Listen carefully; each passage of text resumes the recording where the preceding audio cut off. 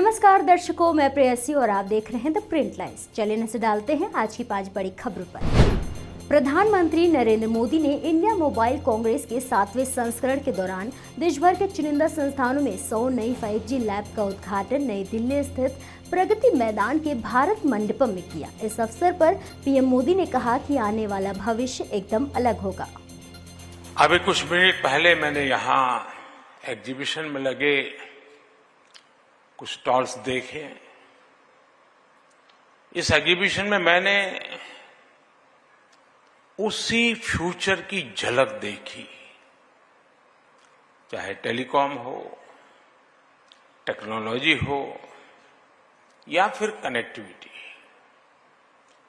चाहे 6G हो, AI हो, साइबर सिक्योरिटी हो, सेमीकंडक्टर्स हो, ड्रोन या स्पेस सेक्टर हो, डीप सी हो, ग्रीन टेक हो या फिर दूसरे सेक्टर्स।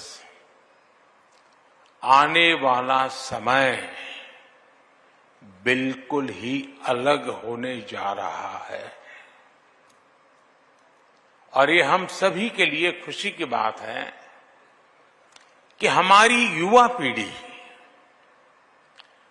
देश के भविष्य का नेतृत्व कर रही है। हमारी टेक रिवॉल्यूशन को लीड कर रही है। आपको याद होगा, पिछले वर्ष हम यहां 5G रोल आउट के लिए इकट्ठा हुए थे। उस ऐतिहासिक कार्यक्रम के बाद पूरी दुनिया भारत को हैरत भरी नजरों से देख रही थी। आखिर भारत में दुनिया का सबसे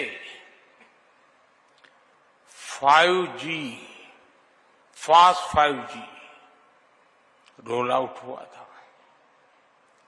लेकिन हम उस सफलता के बाद भी रुके नहीं। हमने 5G को भारत के हर नागरिक तक पहुंचाने का काम शुरू किया। यानी हम रोल आउट स्टेज से रीच आउट स्टेज तक पहुंचे।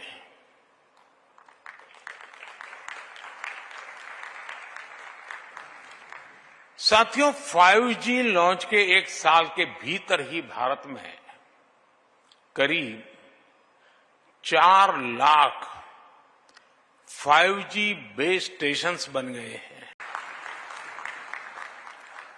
हम न सिर्फ भारत में तेजी से 5G का विस्तार कर रहे हैं, बल्कि 6G के क्षेत्र में भी लीडर बनने की दिशा में बढ़ रहे हैं। केंद्रीय गृह मंत्री अमित शाह शुक्रवार को तेलंगाना के हैदराबाद में सरदार वल्लभ भाई पटेल राष्ट्रीय पुलिस अकेडमी में भारतीय पुलिस सेवा प्रोबेशनर्स के 75वें बैच की पासिंग आउट परेड में शामिल हुए। स्थापना की इसका कोई इतिहास नहीं था, मगर 75 साल में यहां से निकले हुए IPS अफसरों ने देश की सुरक्षा और आंतरिक सलामती को मजबूत करने के लिए एक बहुत उज्जवल, बलिदान युक्त और यशस्वी इतिहास का निर्माण किया है।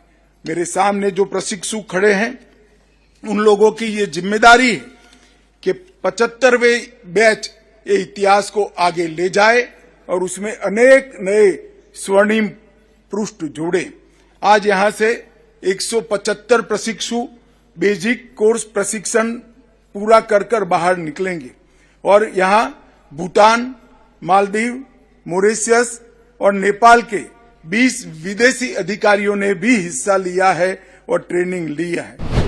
पूर्व मंत्री और समाजवादी पार्टी के वरिष्ठ नेता आजम खान आजकल सुर्खियों में हैं। उन्हें लेकर सपा और कांग्रेस के बीच खींचतान देखने को मिल रही है। इसी बीच शुक्रवार को आजम खान के करीबियों पर IT विभाग ने छापेमारी की है। रामपुर में सपा नेता के करीबियों फरहन मेंबर और साकेश खान के घर पर इनकम टैक्स का छापा पड़ा है। फर्रुखाबाद जिले में गुरुवार को अलग जेल में बंद बसपा नेता अनुपम दुबे पर पुलिस प्रशासन ने बड़ी कार्रवाई की है। पुलिस ने ढोल नगाड़ों से मुनादी कराकर बसपा नेता की करोड़ों की संपत्ति कुर्की है। गुरुवार को कुल 10 अचल संपत्तियों पर कुर्की की कार्रवाई की गई है।